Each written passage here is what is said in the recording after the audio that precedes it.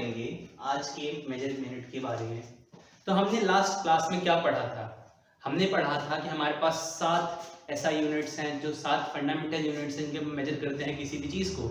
उसमें क्या क्या पढ़ा था? लेंथ, मास, टाइम, ल्यूमिनस इंटेंसिटी, टेम्परेचर, उसके बाद और बाकी सारी चीज़ें। तो चीज़ क्या आती है कि आपके पास बहुत पुराने टाइम से भी, बहुत पुराना टाइम मतलब कि 1970s, उससे भी पुराना टाइम एरा, जिसमें हम बात करते हैं 3 मेन वेट की, मतलब कि 3 मेन सिस्टम्स या फिर 3 मेन चीज़ें जो हमेशा से यूज़ की जा रही हैं। पहला टाइम, कि आपको कितना टाइम लगा। दूसरा, आपने कितनी दूरी मेजर की या फिर कितना लेंथ। और तीसरा, आपने कितना वजन उठाया, कितना सामान आया। तो पुराने समय में सिर्फ 3 मेन चीज़ें मेजर की जाती थी। वो था लेंथ, दूसरा मास और तीसरा टाइम। हम उसके हिसाब से आज बात करने जा रहे हैं पुराने टाइम के सिस्टम्स की, जिसे हम कहते हैं FPS, दूसरा CGS और तीसरा MKS। अब इनके बारे में हम थोड़ा थोड़ा डिटेल में लेते हैं। सबसे पहले बात करते हैं FPS की। FPS सिस्टम क्या है कि ये ओरिजिनेट हुआ है ब्रिटेन में। जी हाँ, ग्रेट इंग्लैंड, जिसने हमारे ऊपर शायद 200 साल राज किया है, ये वहां पे शुरू हुआ है। और इसके ऊपर चीज क्या आती है कि हम इसमें मेजर करते हैं लेंथ, वेट और टाइम। FPS की फुल फॉर्म क्या है?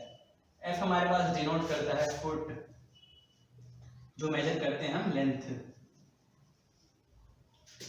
हमारे पास जो P है वो डिनोट करता है पाउंड, जिसमें हम मेजर करते हैं वेट। उसके बाद हमारे पास जो S है उसका मतलब है सेकेंड्स, इसका मतलब है टाइम। तो FPS system British unit of systems है, जिसके अंदर हमने 3 चीजें मेजर की हैं। पहला फुट, जिसके लिए जो हम यूज करते हैं लेंथ के लिए। दूसरा पाउंड, जिसे हम यूज करते हैं वेट के लिए। और तीसरा सेकेंड, जिसे हम यूज करते हैं टाइम के लिए। अब एज बिकॉज हम अगली बात करेंगे इसमें CGS की।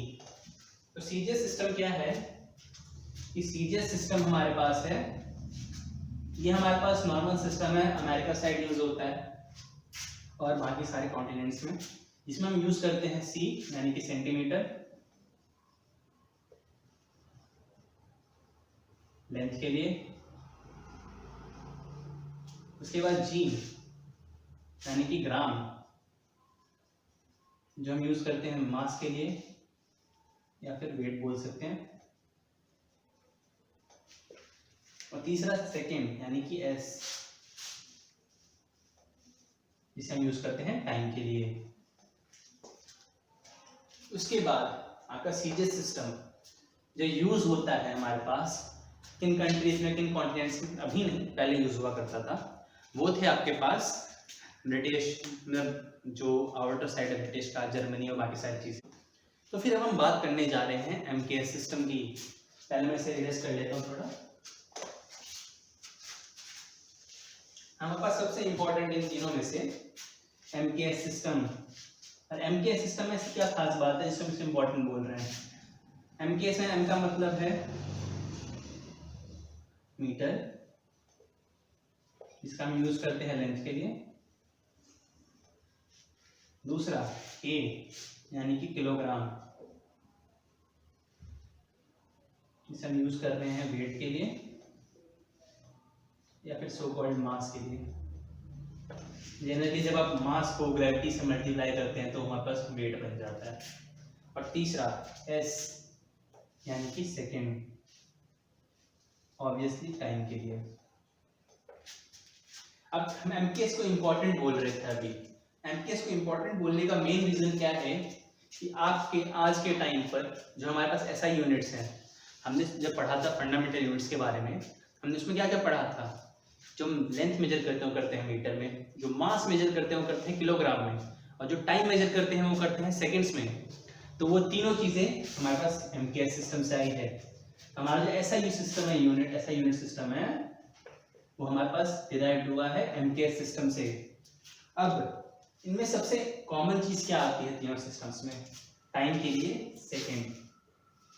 चाहे वर्ल्ड के किसी भी पार्ट में है, हमेशा आप टाइम के लिए सेकेंड यूज करते हैं। तो अब भी ब्रिटिश में या फिर ब्रिटेन में या फिर इंग्लैंड जिसे हम बोलते हैं, वहां पर FPS सिस्टम यूज होता है। बाकी अदर साइंस कम्युनिटीज़ और बाकी और चीज़ें हैं जहाँ पे वर्ल्ड का पार्ट है, वहाँ पर हम MSKS या फिर आप जिसे ऐसा यूनिट बोलते हैं हम उसका यूज़ करते हैं। तो आज के लिए सिर्फ हम इनकी बात करने के लिए आए थे। हम अगले क्लास में जब पढ़ेंगे हम उसमें पढ़ेंगे ग्रेविटेशनल फोर्सेज, यानी कि वो फोर्सेस जो हमारे पास नेचर ड्रिवन है, नेचर को डिराइव करते हैं। तो नेक्स्ट क्लास हमारी होगी फोर्सेस इन नेचर, उसके बारे में। तो थैंक्स फॉर वॉचिंग।